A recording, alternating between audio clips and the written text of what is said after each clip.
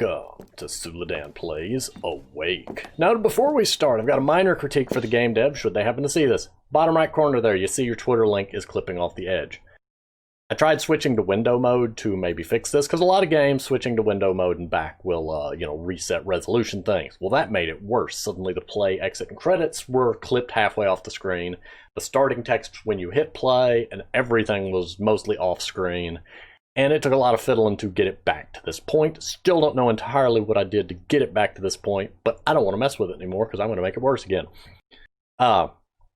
This is why a lot of indie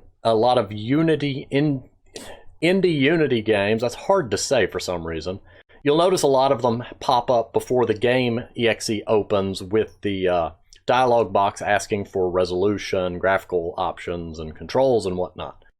Even if your game doesn't have, different graphical fidelity options and controls to switch around, it is useful to, offer a list of resolution options.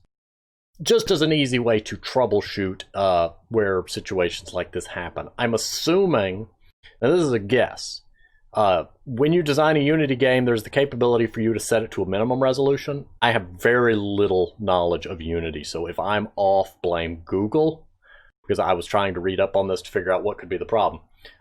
If your minimum resolution is set too high, this may happen.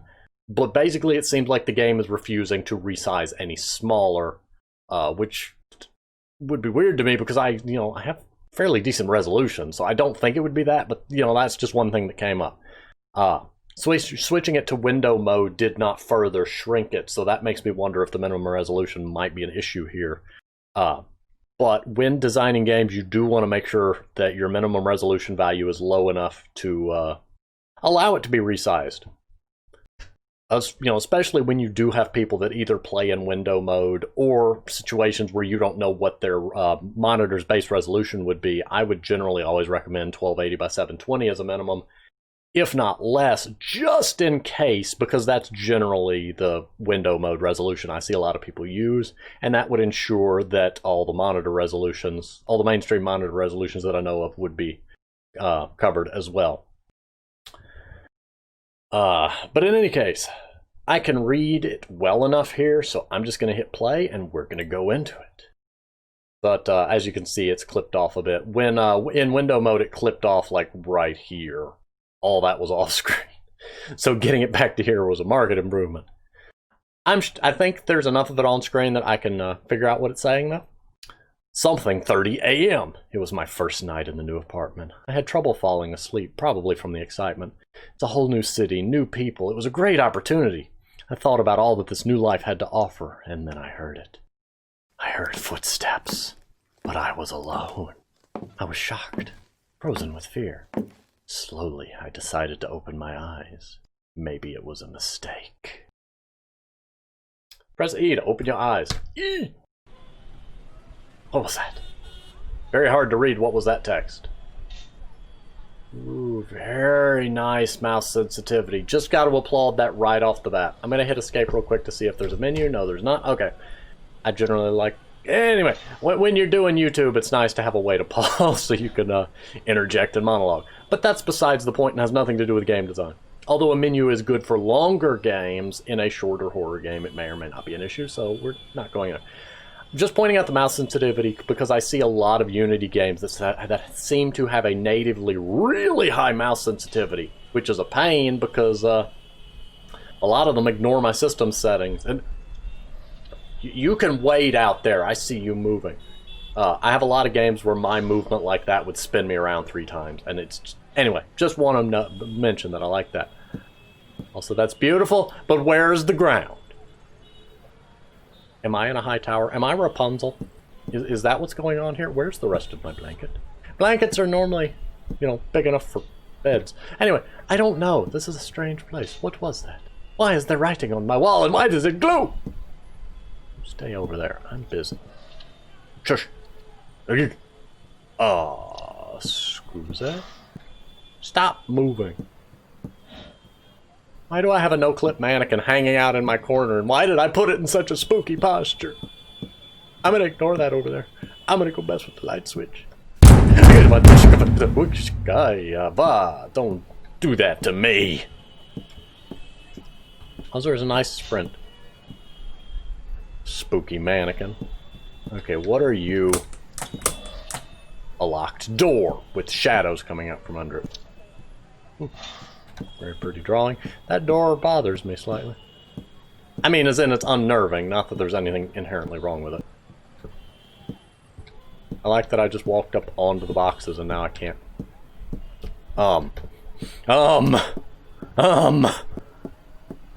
Okay, there we go.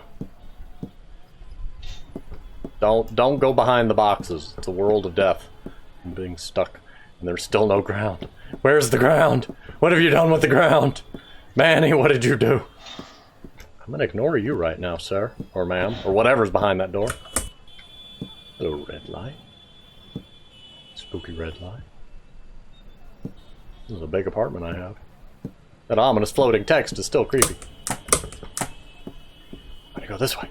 I saw a shadow. What could it be? That door does nothing. That's a staircase. That's where the game wants me to go. So I'm... Okay, why? Why? Architecture. Why?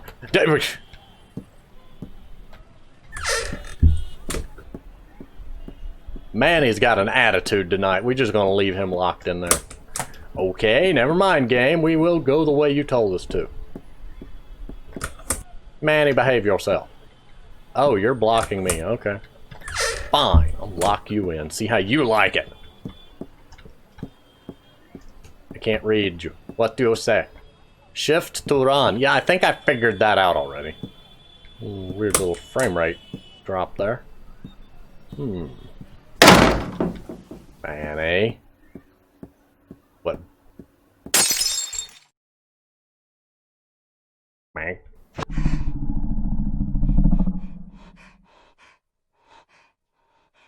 I think I broke the game. Okay, I never even got to go down the stairs. I fell down the stairs, apparently, and then the stairs ceased to exist. That's what I'm gonna tell myself. Manny, if I find out you slipped me drugs again, we're gonna have a problem. I want this broom. I want it. I demand a defense... Oh, that's a hammer. I want this hammer even more. I demand a defense hammer. Run down the stairs! Because that's completely safe to do. Ooh, this is a spooky basement. Why am I just roaming the apartment complex anyway? Am I the monster? I'm making everyone else nervous just by shambling around the halls, screaming at a mannequin.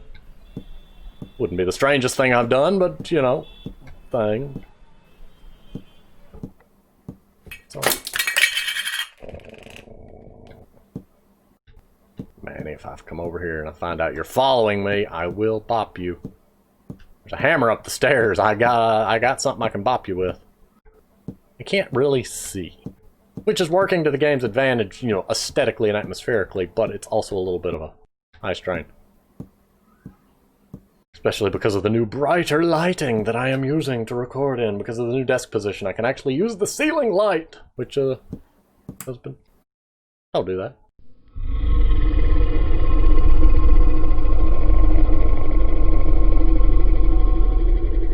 Don't mess with me. I will bite you. Give me light. And now there's cars honking. It was all a dream. Is there ground now? Gotta get out of bed. I think it was all a dream. How interesting. Very fascinating little game. It actually is a very short game, but a very fun short game, so... This has been Suladan Plays Awake. The game itself is interesting. It's... The shortness is leaving it with a lot of mystery that I would like to delve more into. It has a hook that has me interested. If you were to expand it into a larger game, I would recommend increasing the lighting a bit. The dark environment works really well for the short game and for the atmospheric tension, but in a longer experience would eventually lead to unpleasant eye strain. There's a there's a difficult balance to find just the right amount of darkness, but a lot of games will have areas of light and areas of darkness so that you're not just in the darkness so much that you're bumping into everything and not really enjoying the experience. But in a shorter game, it is still enjoyable, so, you know, that's no way against this game. What you have here is interesting. I see a lot of use of atmospheric sound. Now, I do see some areas that this could be enhanced a little bit. You know, there just seemed to be a lot of silence and a subtle background, what sounds like distorted music, which works, again, for the short game. For the experience that it is, it's very well put together. My mind has naturally run off into, ooh, what if, you know, what would it be if it was longer, larger, bigger, expanded, etc. What you have here is good. I'd be fascinated to see what it could develop into, but I enjoyed it for what it is. This is a short horror game. It is on itch.io. There's a link in the description if anyone would like to play it. But there's not much more to be said aside from I enjoyed it and recommend it. And, I mean, about everything you've seen is about everything there is. That's the downside to this sort of game, is the lack of replayability once you've kind of seen it, unless you just want to go bump into random walls and explore a little bit. But anyway, this has been Sudan Plays Awake. Thank you for watching, and I will see you on the next game.